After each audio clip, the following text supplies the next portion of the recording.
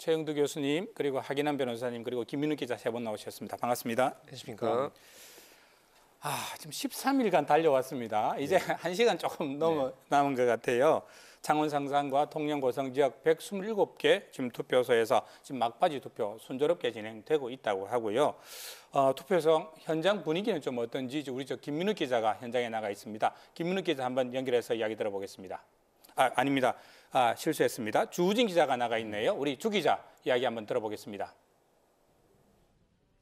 네, 경남 창원 성산 유목초등학교 투표소에 나와 있습니다. 오전부터 투표를 하려는 시민들의 발길이 계속 이어지고 있는데요. 오전에는 노년층이 많았지만 오후 6시 퇴근 시간을 지나면서 청장년층이 많이 보이고 있습니다. 오후 6시 현재 투표율은 창원 성산이 43%, 통영 고성이 47%를 기록하고 있습니다. 보궐선거는 임시공휴일로 지정되는 전국 단위 선거와 달리 평일에 치러지는 만큼 투표 시간이 2시간 더 주어집니다. 오전 6시부터 시작해서 잠시 뒤 저녁 8시에 투표가 마감되는데요. 이 추세대로라면 창원 성산은 50%에 못 미칠 것으로 보이지만 통영 고성은 50% 중후반을 기록할 것으로 보입니다. 그동안 경남에서 치러진 보궐선거의 투표율이 대개 40% 초반을 기록한 것에 비하면 고성의 투표율은 매우 높은 수치입니다. 이번에 사전투표 투표율이 14%를 기록하면서 역대 보궐선거 가운데 최고치를 기록했었는데 투표 열기가 선거 당일까지 잘 이어진 것으로 보입니다. 창원 성산과 통영 고성의 서로 다른 투표율이 어떤 결과로 이어질지 관심이 모아집니다. 지금까지 창원 유목초등학교 투표소에서 KNN 주우진입니다. 이 예년 재보선과 비교하면 상당히 높은 투표. 상당히 높은 네, 거죠. 그렇네요. 네, 역대 재보선 투표율 그리고 20대 총선 투표율 한번 준비된 자료가 있습니까? 네, 굉장히 낮았어요. 2014년 같은 경우는 32%, 2015년은 36%. 그리고 지금 재보선이 아니라 총선 때는 물론 또 총선은 경우가 다르니까요. 높았는데 이런 분위기라면 최종 투표율 상당히 올라갈 것 같은데 어떻습니까? 어느 쪽이 유리하다고 보십니까?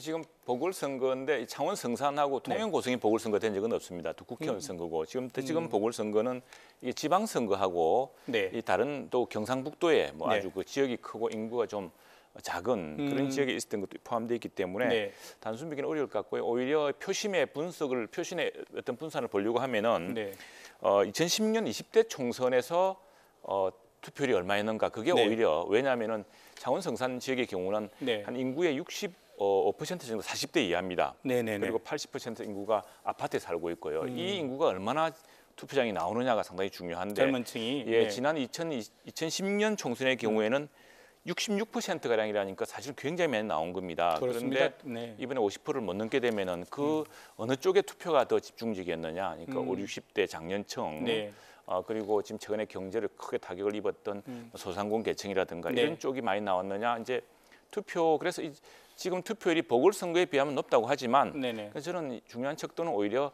지난 선거 때와 비교해보면은 비교했으면은 얼마나 많은 사람들이 어떤 표심을 가진 사람들이 투표를 할 것인가를 분석할 수 있는 하나의 척도가 안 된다. 그럼 지난 총선 때보다도 투표율이 이번 보궐에서 조금 낮아지면 보수가 유리한 측면이 있다 이렇게 통상 보면은 이전에 보면은 중장년층들은 굉장히 투표율이 높습니다.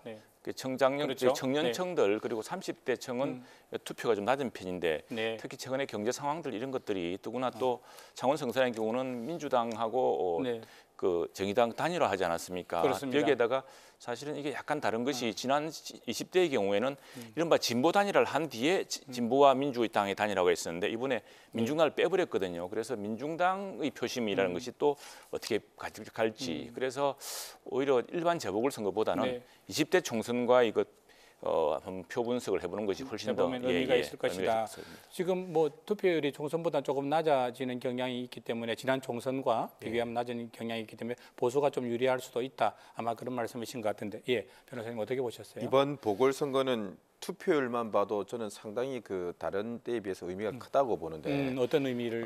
대부분 보궐선거는 재보궐선거는 30%대의 투표율이거든요. 근데 지금 40%를 넘어서 50대까지 육박할 수 있을 통영 고성은 50을 넘을 수도 있겠고 그죠? 성산구 같은 경우도 도시 지역인데도 50%에 육박하는 정도가 나온다는 것은 상당히 이번 판이 전국판 선거 비슷하게 돼가지고 열기가 뜨거웠다라는 것을 보여주고 있고 실제로 전국 단위 총선도 한 60%대라서 따지고 보면 15% 정도밖에 차이가 안 난다는 것은 이제는 상시적인 정치 관심의 시대에 들어섰다는 이렇게 보여지고, 또 이제 성산구 같은 경우는 이번에 재보궐선거 투표를 보면 고성 같은 경우는 통영 고성 같은 경우는 일찌감치 40%를 넘었거든요. 그러니까 투표할 사람들이 대부분 많이 일찌감치 했다는 것은 직장층보다는 어떤 집에 거주하는 그 고연령층이 일찍 투표를 했다고 보여지고, 성산구는 이제 투표 마감 시간이 임박해서도 계속 투표율이 올라가는 걸 보면 결국 직장 근로자들이 투표를 많이 한다. 이제 퇴근해서 투표장으로 막 오고 있다는 이야기죠. 그리고 이제 성산구 같은 경우는 이제 인구 구성비를 보면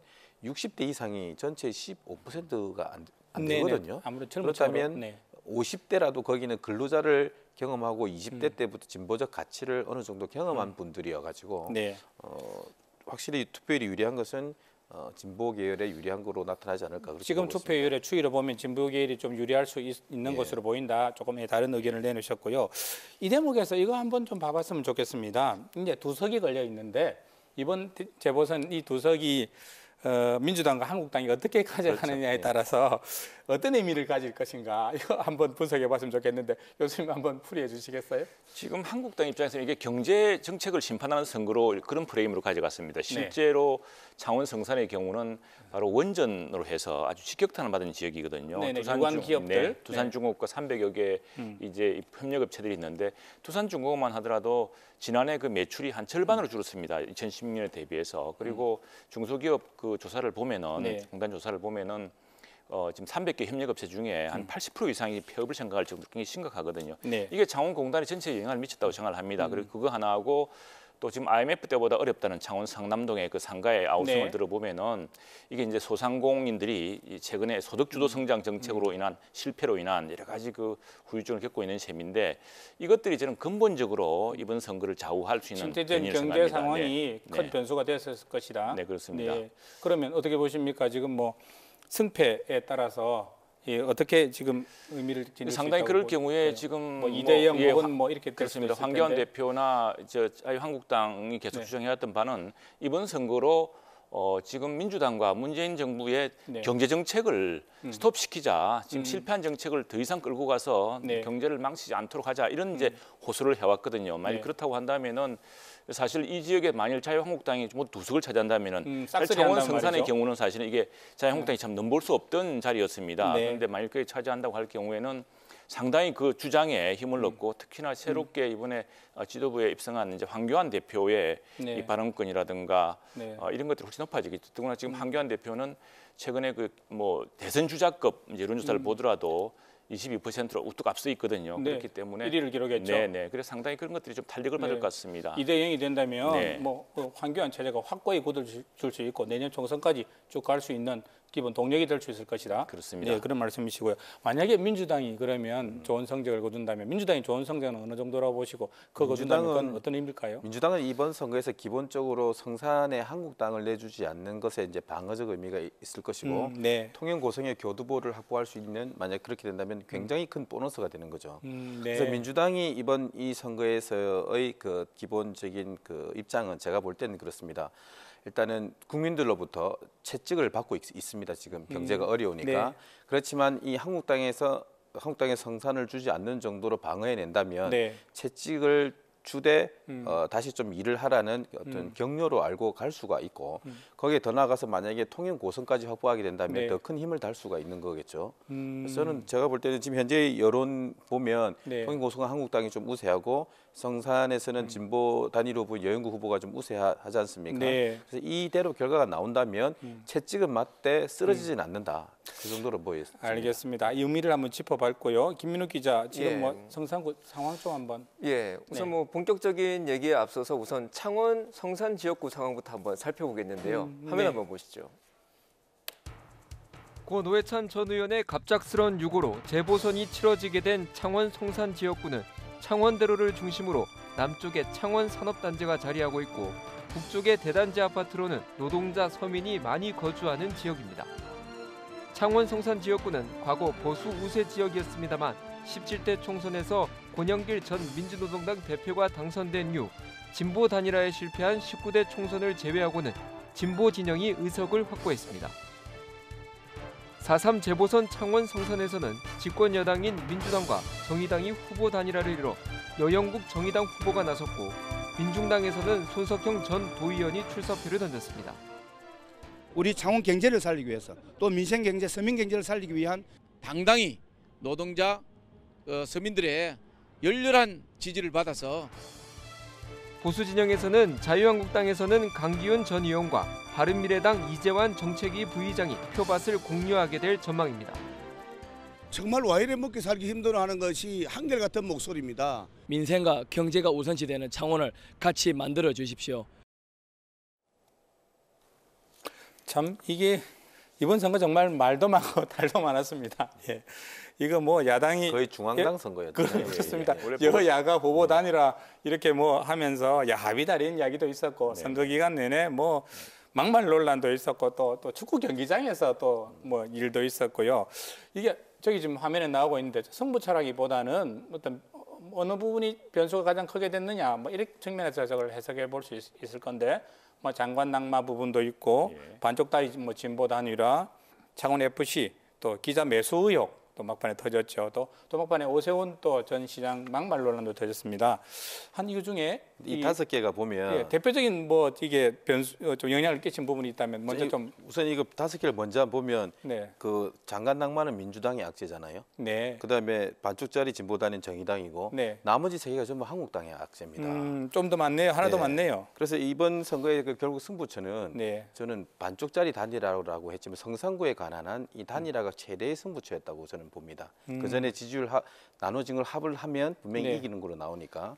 그다음에 한국당의 이 3, 4, 5번의 어떤 악재는 결국 이 동네의 민심이 그대로 또 한국당에 갈듯 말듯 하다가 여지 못 가는 못 믿어온 상태가 드러났다고 봐요. 중도층이 아직까지 너희는 아직까지 좀 멀었구나라는 중도층이 생각이. 주장해서 한국당에 가려는 중도층들을 막는 그렇죠. 악재로 작용했다는 그러니까 현 정부에 말씀이에요. 대해서 실정을 심판하고자 또 채찍을 들고자 하는 마음은 있긴 있는데 축구장에 가서 뭐 갑질로 보이는 어떤 행태를 보인다든지 또 어떤 좀 걸르지 못한 말을 하게 된다든지 이런 것들은 여기에는 아직까지 맡길 만하지 못하구나. 우리 그걸 좀 더 세련되게 표현하면 촛불 민심을 아직 거둘 때가 아니구나 이렇게 보일 수도 있는 거죠.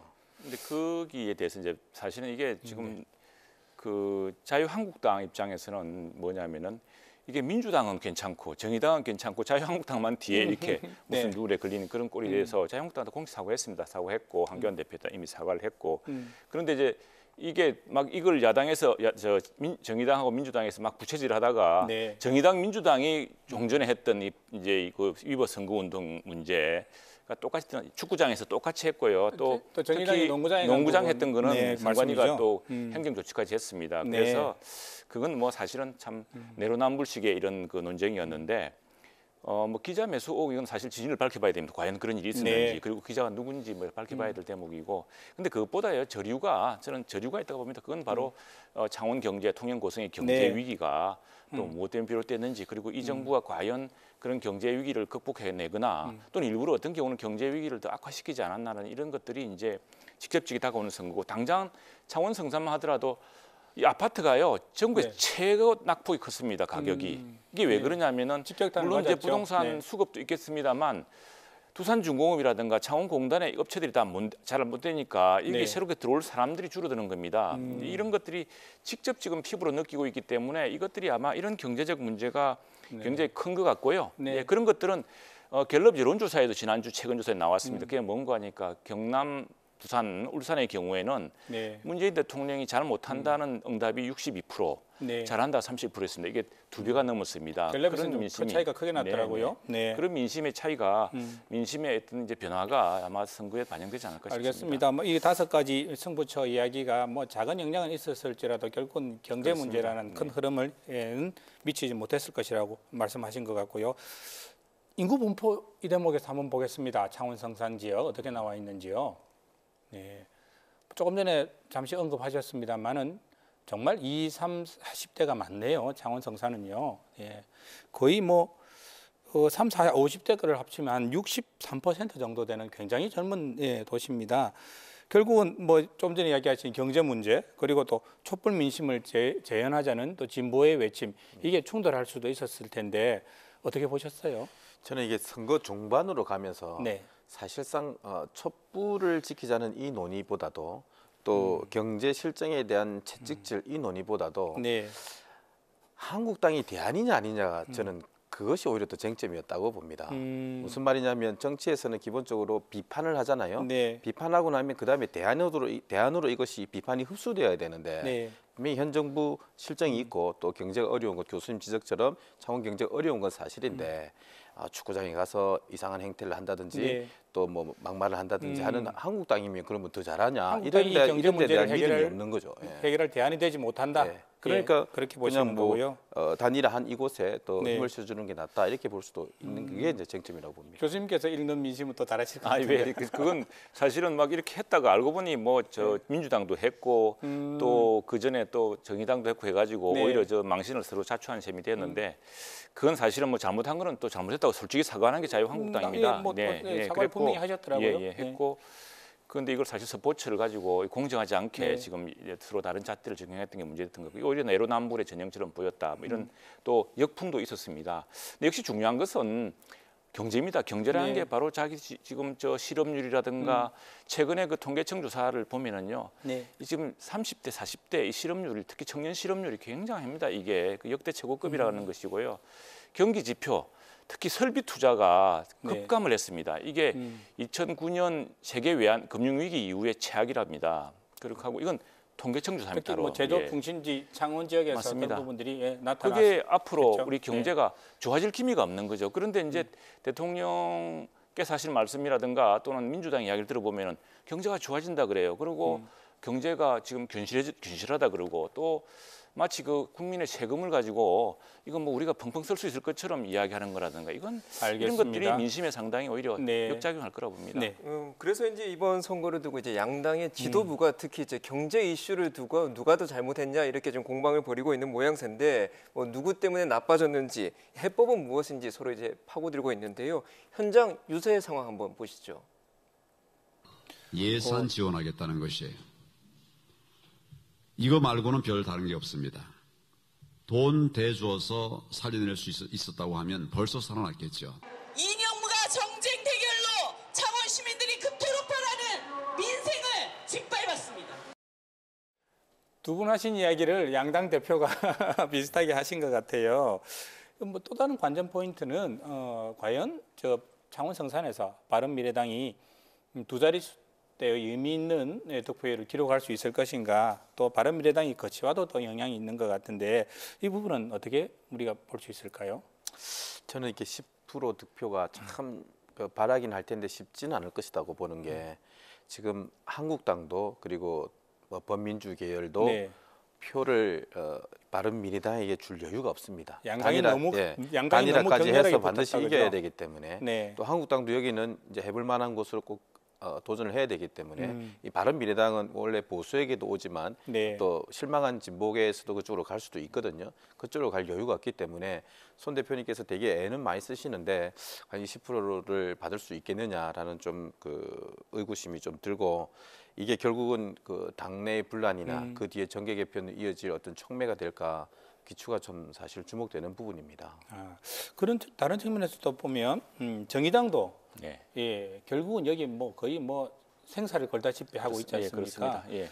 여영구 후보가 만약에 당선되면 이분 지난 지방선거 때 도의원 선거에서 예, 네, 네. 아쉽게 패배를 했죠. 네. 하고 나서 이런 상황이 오르리라고 정말 짐작도 못 하셨을 텐데 정의당도 크게 달라지는 뭐 새로운 계기가 될 수 있겠죠. 지금 고 노회찬 의원이 이제 세상을 떠나면서 네. 사실은 이 지금 정의당은 원내 교섭 단체를 구성할 수 있는 만한 숫자가 안 됩니다. 그래서 평화당하고 합쳐서 간신히 20석을 만들어서 교섭단체 비슷한 이제 그런 기능을 하려고 했던 것인데 평화와 정의의 연대라는 평화 연대라 그래가지고요. 이게 지금 한석이 없어서 지금 그게 불가능합니다. 근데 만약 되면은 이제 정의당의 지금 창원 성산에서 한석 나온다면은 다시 복구할 수 있을 텐데 그런 중요한 이제 의미가 있겠죠. 그래서 아마 사생 결단을 하고 민주당한테도 윽박질러 가지고 민주당이 사실은 사석으로 던져버렸어요 여기를. 이거 왜냐하면은 이거 한석 더 먹으려고 하다가 아주 정의당하고 원수되겠다 싶어가지고 그러려면 후반기에 어떤 상당히 이 국정 운영이 좀 어려워지지 않을까. 정의당이 도와주지 않으면은 민주당이 어렵습니다. 지금 의석수가 작기 때문에. 그렇죠.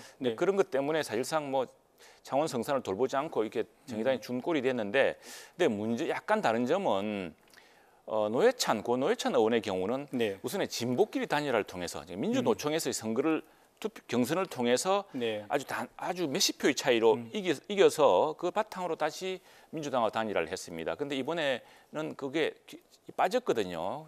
빠진 채 바로 그 민중당하고 단일화는 하지 않고 바로 민주당하고 단일화를 했기 때문에 노회찬 그 의원이 했던 그런 단일화 효과랄 상황이 조금 다를 것이다라는 네. 그런 점이 있습니다. 바로 그 점인데 네. 여기서 사실 시사점이 있습니다. 이제 민중당과도 관련이 있는 시사점인데 예전에는 진보가 분열하면 패배로 이어져 가지고 절망감으로 다가왔거든요. 네. 만약 이번 선거가 예측대로 정의당 단일 후보인 정의당 여영 후보가 된다면 네. 민중당이라는 진보 정당을 두고도 승리를 하게 된다면 진보적 가치도 두고 네. 다른 두 곳이 단일화해서 되는 아주 새로운 긍정적 경험을 하게 되는 거거든요. 알겠습니다. 정말 그 점이 아주 한번 볼만한 보단 지켜볼 만한 부분인데요. 통영 고성도 한번 짚어봐야죠. 네. 예, 이어서 계속해서 통영 고성 상황도 한번 짚어보겠습니다. 화면으로 네. 한번 보시죠.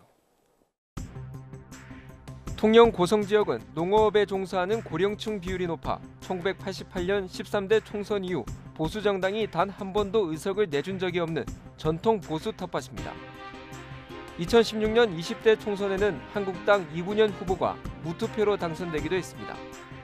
하지만 한국당 이군현 의원이 정치자금법 위반으로 의원직을 박탈당했고 지난 지방선거에서 통영시장과 고성군수 모두 민주당 후보가 차지하는 이변이 일어나 이번 선거는 끝까지 알 수 없다는 전망도 있습니다.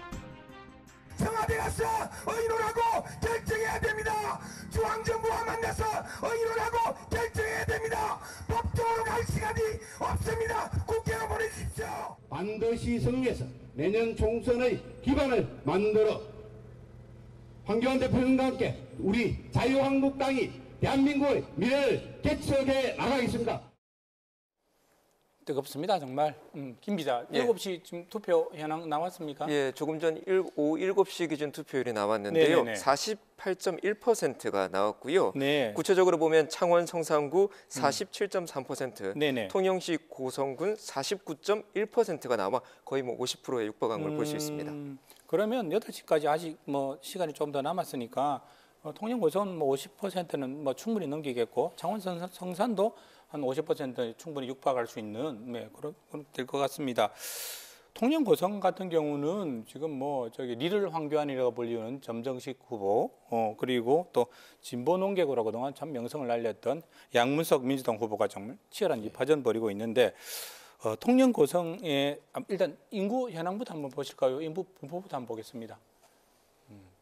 창원 성산과는 확연히 차이가 납니다. 40대, 50대, 60대, 70대. 60대 이상이 35%가 넘고. 그렇네요. 평균 연령대가 창원 성산보다는 아주 높게 나오고요. 어떻게 보십니까? 뭐 또 통영과 고성이라는 또 소지역주의도 있고 또 연령대도 다르고 통영 고성은 뭐가 변수가 될 걸로 보십니까? 통영 고성 역시도 그 산업위기 지역이고 경제위기 지역입니다. 그래서 이제 이해찬 대표가 창원 성산 안 오고 주로 여기 가서 이제 엄청나게 돈을 쏟아붓겠다라고 이렇게 공약을 했는데 네. 이 위기가 오기까지 그리고 위기 지금 벌써 집권한 지 3년 차가 들어가지 않습니까? 네. 이때까지 얼마나 사실은 이 지역을 잘 살폈는지가 문제가 될 테고요. 그리고 이 지역이 종전에 지난 선거 때 정말 무투표로 당선됐던 곳 아닙니까? 그 뭐 굉장히 보수의 성향이 강했던. 네. 지금도 뭐 여론조사에서 계속 앞서나오고 있기 때문에 네. 변수 없을 것으로 보이는데 아마 이제 민주당 후보가 네. 통영 출신이고 해서 이제 소지역주의로 한번 경험을 해보면 어떨까라는 그런 어떤 뭐 이야기들이 나왔는데 실제로는 그렇게 되지 않을 겁니다. 왜냐하면은 통영이 10만이고 고성이 약 5만 안 되지 않습니까? 4만 몇천 명 되죠. 인구 비율로 통영에서 다득점을 하면 고성에서 좀 열세라도 어떻게 한번 도모해 볼 수 있는 그런 구조고. 그리고 저기 민주당 같은 경우는 메머드급 선대위를 만들어서 총출동을 했거든요. 그래서 그 역량 쏟아 부은 것이 어떤 정도로 어떤 효과가 나오느냐. 현장에서 쭉 들어보면 상당히 많이 따라갔다. 그래서 해볼 만하다는 얘기도 많이 했거든요. 그게 결과로 어떻게 나는지 한번 살펴보겠습니다. 알겠습니다. 뭐 그런 게 충분히 한번 지켜볼 만하다는 말씀이시고요. 뭐 두 후보 캐릭터 독특했으니까 여러 가지 이야기가 많았죠. 네네 말씀해 주시죠. 아시다시피 뭐 두 후보의 캐릭터가 뭐 워낙 독특하다 보니까 뭐 선거전도 불꽃이 튀었는데요. 당 대표의 지원 유세를 한번 들어보실까요? 4월 3일 국회의원 선거를 보궐선거를 하게 됩니다. 왜 보궐선거를 하는 거죠? 자유한국당 후보가 불법 자금을 받아가지고 의원직을 상실했습니다. 깜도 되지 않는 사람을 후보로 내세울 수 있겠습니까? 이런 좌파 선동 정치로 통영고성 경제를 어떻게 살릴 수 있겠습니까? 혹시 모르시는 분은 뭐 농담 삼아서 하는 이야기가 이해찬, 황교안 두 사람이 후보인 줄 알겠다는 사람들도 있었습니다. 예. 표 차이, 그 양 지역의 그 여야 후보 간의 표 차이 어느 정도 날 거라고 보십니까? 좀 짧게 이야기해 주시자면. 저는 뭐 알려진 것보다는 그렇게 크거나 그렇게 작거나 그렇게 되지는 않을 것 같고 양쪽이 다 어느 정도는 승패에 한번 도전해 볼 수 있을 정도로 근접하게 결과가 나올 거로 접전이 벌어질 수도 있다. 예. 네, 어떻게 보십니까? 상당히 그 선거 의미를 분석해 볼 만한 그런 지표가 나올 거라고 봅니다. 네. 뭐 그 지금 성패가 너무 지금 이제 바로 투표 마감이 임박했기 때문에 뭐 섣불리 지금 전망하기 어렵습니다만 네. 그러나 지금 투표율 비교를 저는 말씀드렸다시피 20대 총선 때와 오히려 비교해서 그때 많이 나왔는데 지금 상당히 적게 나왔다는 점, 이게 과연 누구한테 어떻게 작용할 것인가 관건인 것 같고요. 또 하나 이제 저는 역시 모든 선거의 기본은 다 시대의 그 흐름이 있다고 생각합니다. 그건 뭐냐면 먹고 사는 문제입니다. 네. 경제 문제이기 때문에 그 문제에 상당히 중요한 이미 큰 가닥이 잡혀 있다고 생각합니다. 알겠습니다. 예. 지금 아마 10시 전후로 뭐 윤곽이 아마 드러날 수 있지 않을까 싶습니다. 지금 이제 시간이 한 1분 조금 안 남았습니다. 한 20초씩 말씀을 좀 부탁을 드리겠습니다. 이번 선거 쭉 지켜보시면서 아쉬웠던 점들 한마디씩 좀 부탁드리겠습니다. 어떻게? 지금 무엇보다도 지역에서 일어나는 선거인데 지역이 없다는 점이 제일 아쉽고 중앙당의 대리전이었고 후보보다는 후보 뒤에 있는 당대표들이 더 보인다는, 심지어 황교안 대표가 나온 줄 아는 그런 점이 참 아쉽다. 우리 지역의 문제를 좀 더 밝힐 수 있는 그런 공간이 안 된 것이 아쉽다. 저는 그렇게 생각하고 있습니다. 어떻게 보십니까? 지금 창원과 통영 고성의 경우에 이 지금 현 정부의 경제 정책의 실패를 보여주는 가장 대표적인 장소였습니다. 그래서 그런 것들이 오히려 가장 전국주로 부각되는 것이었고 만일 뭐 지금 대한민국 전국 어디든 뭐 이렇게 좋은 곳이 없습니다만 특별히 원전 산업이라든가 이런 것 때문에 그 경제적인 문제가 부각되는 곳이어서 그런 것들이 당연히 전국화될 수밖에 없었던 선거였던 것 같습니다. 알겠습니다. 과연 내일 해가 밝으면 누가 웃고 있을까요? 누가 웃고 있을지 저희를 한번 지켜보겠습니다. 오늘 토론 임해 주셔서 대단히 고맙습니다.